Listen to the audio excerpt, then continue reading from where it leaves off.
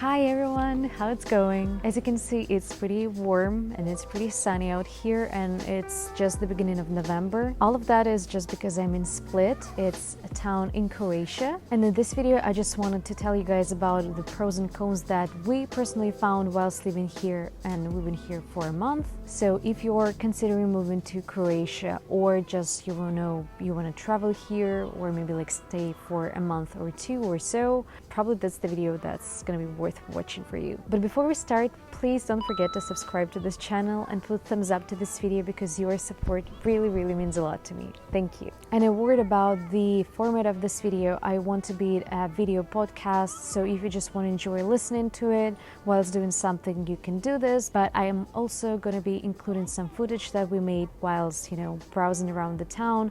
So if you want to have a proper look at how actually most places look like, you can keep watching. So I think as usual, I'll start with the pros of living here, and the main reason why we decided to move to Croatia, it's the digital nomad visa. It's a pretty straightforward process. I mean, probably it's the shortest process you would ever get whilst acquiring a digital nomad residence in any country. So here you just have to apply online and wait up to 60 days. As they say, but unfortunately in reality it takes a bit longer. It could be maybe 3 or 4 months, but once you're applied and once you are here, you can stay here as long as you want until you get your obviously residence. And I think the residence itself, it's for 1 year, but I think there are different options how you can extend it. So moving on to the next point is the digital nomad community. So here a lot of people from different countries, especially the States, UK,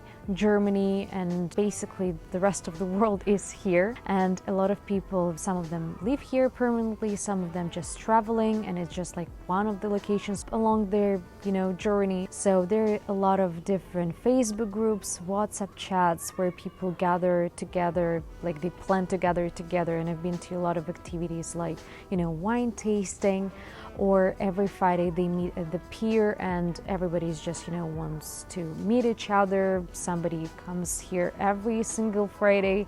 Some people just go there to see what's the digital community here like. But a lot of people from different countries, and it's very interesting because everyone's got their own experience to share. So if you're into meeting new people from all over the world, I think that's a great opportunity. The next point is the rental prices, and I think one thing is it's very important to note that during summer the rental prices are insane, but when it's off season, which is after October and I guess up until April, May, maybe a bit earlier, it's perfectly fine. I mean, it would be probably the same rental price per month as in most not capital cities of different countries, but maybe just it's really hard for me to make a comparison, because you can just negotiate the price when it's off season with the owner.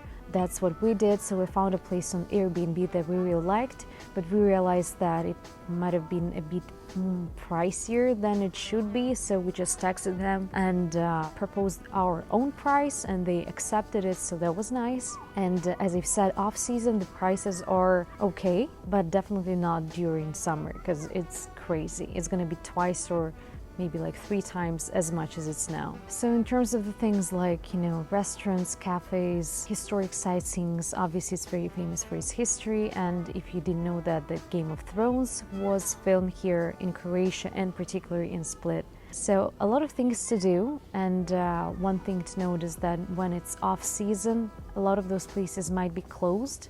I mean, some restaurants, but most museums and historical buildings are they're open 365, so it's okay. And when it comes to things like shops and malls, you can find most of the popular stores like Zara, H&M, and all of that stuff. It's here. A lot of goods are being imported from Germany, and obviously in Germany there is a huge choice of different things, so it's very good in terms of the choice. If you want to go shopping, you can definitely do it here. And if we're going back to the historical sightseeings and stuff like that, there are a lot of neighboring islands. I mean, you can travel from Split by ferry to a lot of them, like Hvar, Vis, Rab or Rob.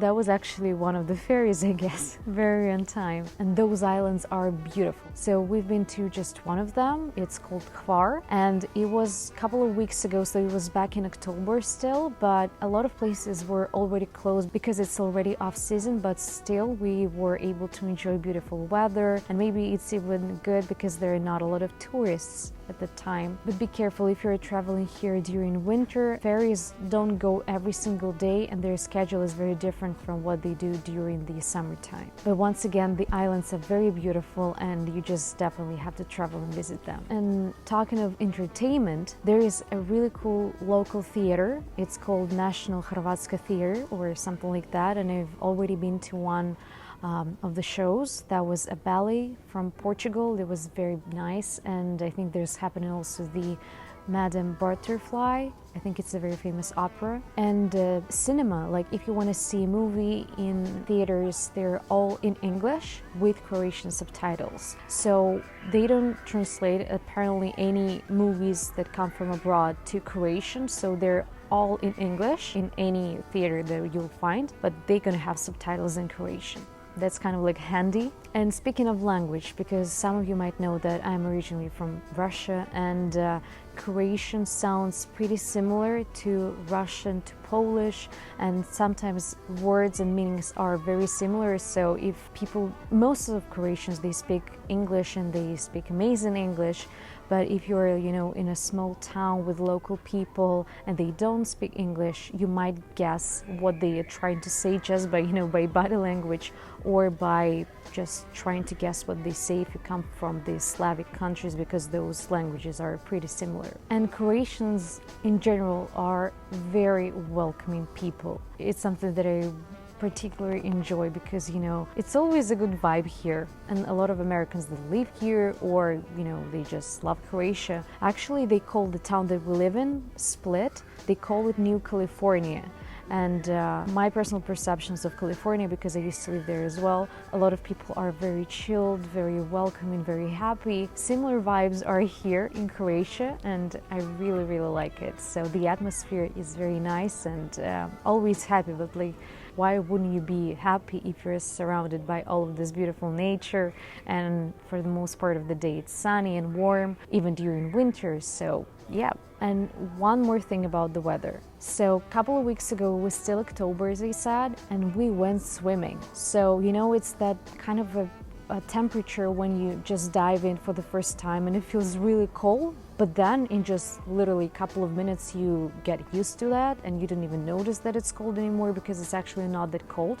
I think the temperature, the water temperature in the sea was around 20 plus Celsius, so it's not cold. And yeah, you can enjoy swimming here up until, you know, October or November, and I see that some people still swim now, even though now it's a little bit chilly. I think it's around maybe 16 to 18 degrees in general, like, you know, the atmosphere temperature, not the sea. But yeah, that was amazing to kind of like realize that you are in Europe, not in the most southern part of it, but you can still swim in October, which is crazy. And all beaches are free. Obviously there are places like, you know, lounges and bar lounges by the sea, and they can charge people during summertime up to not even 1,000, I think up to 5,000 euros per tent. Like, you know, if you have like 10 people and want to enjoy champagne showers and stuff, they can organize you that.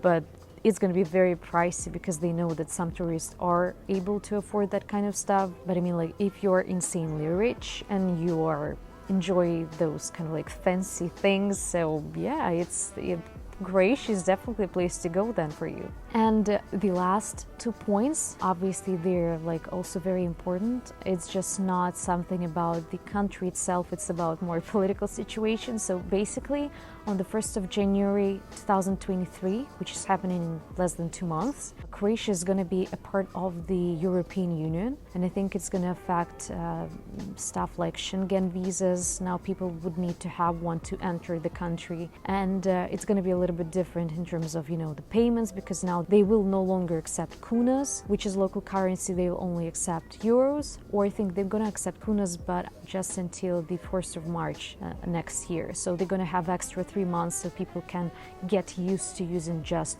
euros. Speaking of political things, it's from our experience, because, I've spoken about the digital nomad visa, the main reason why we came here.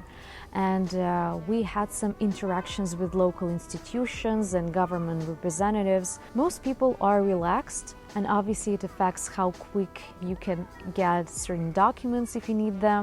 So it has some good and bad stuff, both having a relaxed government, so to say. But for example, during COVID, as far as I remember, they had a pretty relaxed, COVID restrictions. That was nice. So yeah. I hope that you can hear me well, because there is like a kindergarten next to our apartment, so it might be a little bit loud, but hope you can hear me well. Okay, so that was the good stuff, but what about the bad stuff? I can tell you that there is not so much bad stuff, but there are certain things that you better be aware of. So the first one is, I've mentioned before, like when the season is over, which is around October, November, a lot of places are closed. I think not most of them, but a lot of them are. And the situation with the islands, like the ferries, how often they go to and from islands is important, and a lot of places would be closed. And even if you go to Google Maps and check whether the place is closed or open, sometimes it does not reflect what is happening in reality. So you can just go to the place and it turns out that it's closed. So just be aware of that, so you don't get into any sort of trouble or disappointment. Second of all, a lot of places, they accept only cash. So I'm not sure whether they try just to avoid taxes or something like that. And a lot of them are still accepting only kunas. But as I've said, it's going to be different from the next year, from January the 1st, 2023. But sometimes now I don't have a lot of kunas carrying with me around, and they don't accept euros and they don't accept cards. So yeah, but that just happened to me in a few places. And speaking of money, obviously it's a pretty touristic place, at least Split. And during summer, the rental prices are crazy. The restaurants, there are a lot of, expensive restaurants, but obviously it's your choice whether to go there or not. But just be aware that there are a few cases when they try to charge you a little bit more than they would charge somebody who's local. But in most cases, it's not like that. So yeah, I don't want to say anything about that, but I heard some cases like that. And the direct flight situations. So there are apparently not a lot of direct flights, at least from Split. So I know that I think it happens every single day, the flight from Split to Rome. So that flight is every single day, at least somebody told me that, I think. But if you want to travel, for example, to Tel Aviv, to Israel, like we had to, it's gonna be a pretty pricey ticket, just because you have to go to Frankfurt, stop there, and then go to Tel Aviv. So there are like not a lot of direct flights from Split, which is unfortunate, but it's something that you can live with. You still have Flexibus, you still have an option to make a stop somewhere in a different country or a different town, and from there you can travel wherever you want. So yeah. And the digital nomad visa, I think probably I mentioned it before, but we had some interactions with the institution. It's called MUP. It's the place, it's like basically the Ministry of Internal Affairs. And, like with a lot of governmental institutions, your experiences differ from time to time, depending on which kind of people you meet there. And just to tell you straight away that digital nomad visa process, it's not that digital. I mean, like acquiring a digital nomad visa is not that digital, meaning that you still have to sign some papers, you still need to get a tax number, and you just have to go to that place to get it. You have to pay for stamps in the post office, and sometimes they don't know which kind of stamps you need. So there could be some problems, but trust me, it's all manageable. And if you're being nice to people, as I've said, Croatians are very welcoming and they always want to help you, so that shouldn't be a really big problem. And digital nomad community, as I've said, it's present here, a lot of great people, but sometimes, it's not a huge group of people. So basically in our WhatsApp group there are 200 people, and in Facebook groups I think there's around maybe like 3,000 people, but not most of them are active obviously, and some of them just come here and go somewhere else. The choice of people that you meet here is not tremendously big, but all people that I met are great. They're different, as I've said, come from very different countries and backgrounds, but obviously Split is not New York and it's not London. So maybe if you're a very sociable person and you want to have an ability to socialize with people 24/7 and go to fancy parties or events, probably it's not the best place. But if you're for a chill, relaxed way of living and you just want to meet someone on the weekends or to play tennis with someone, you can definitely find it here in this community of nomads living in Split. And the thing about cities like New York and London, I know that, for example, Split is famous for having Basically, there is a very cool music festival happening every single summer. It's called Ultra. I haven't been there myself, but a lot of my friends, they go to Miami for Ultra, and now apparently it happens in Croatia, in Split as well. So there are some events that happen, like the worldwide known events, but not as frequent as in big cities like Berlin, New York, or London. And in terms of deliveries, like there is no Amazon, so Amazon can send you everything you want, but it's going to be happening from the warehouses either in Germany or Italy. I think it's the closest ones to Croatia, and it might take you obviously extra fees and also extra days to receive whatever you want to order online. It's not the worst drawback you can have, and there are a lot of great brands here in Croatia. It just depends on whatever you order and whether you're an Amazon person or not, because I know a lot of my friends from the US, they're just obsessed with Amazon, and whatever they want to order online, it comes from Amazon. But here you won't have a luxury of that. At least you would have to pay, I think, a standard fee of delivery of 10 euros per order, and you will have extra days, like maybe 2 or 5 extra days to receive your parcel.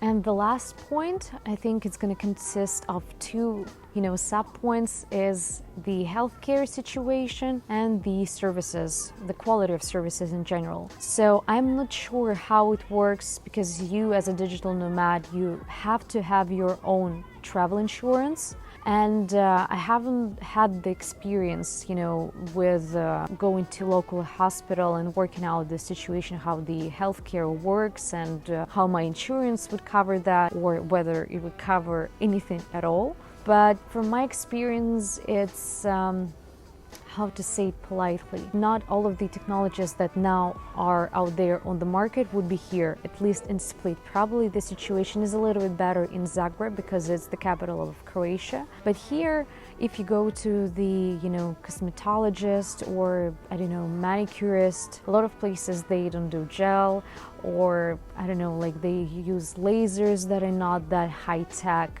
And in terms of medicine, I visited one doctor. He had amazing background in terms of education and stuff, but he did have the machine I needed for cleansing some stuff in my throat. What I'm trying to say here is that it's kind of like hard for me to judge objectively the situation with healthcare and services, because I'm just a tourist. And probably if you're a local, you get access to, better hospitals or something like that. But I had a very bad experience with manicurists, and it's really funny. I even had to go to the police to report that, because my hands were literally bleeding, and she even tried to charge me for that, and she wanted to call the police. But that was a very weird situation, and it happened only to me once here, and I think that was the first and the last time. And I was just unlucky with choosing a bad place to do that kind of service. But yeah, in general, so as I've said, we've been here for a month, and we're planning to stay here for maybe extra 2 or 3 months, if not longer. I love this place because my closest friends know that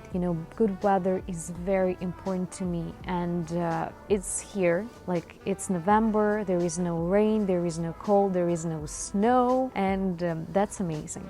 And Croatians are very welcoming, and just in general, our experience here so far was pretty smooth, and we hope it's going to stay like that. So if you're thinking about moving to Croatia, you know, you're thinking about getting this digital nomad visa, probably that's the way to go. So definitely do your research. I'm not a lawyer. I won't be giving any, you know, advice on how to get this visa, but as we said, it's pretty straightforward process. So if you can do your bare minimum research, I think you'll be fine. So hope you enjoyed watching this video. Hope you liked Croatia from what I just told you, and I definitely recommend you visiting here, and especially during summer. Yes, it could be very pricey, but it's very beautiful, and the sea and the water is so clean, it's crystal clear, and I mean, Croatia in general, like its nature is very beautiful. So thank you so much for watching. I hope that you enjoyed watching this video. If you did, please put thumbs up to this video, and don't forget to subscribe to this channel because your support